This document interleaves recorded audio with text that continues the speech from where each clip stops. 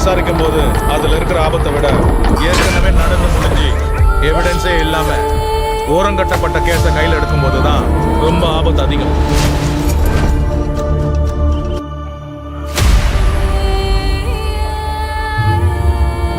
மேட்டுப்பாளையத்திலிருந்து உதகை செல்லும் பாதையில் உள்ள 13வது கொண்டை ஊசி வளைவில் அதிக விபத்துகள் நடந்து வருகிறது.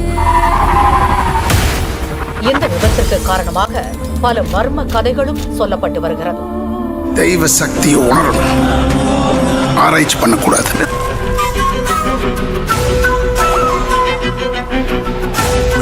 வஞ்சனை, ஏமாற்றுதல் இதெல்லாம் அடிப்படையாக கொண்டதுதான் போர்.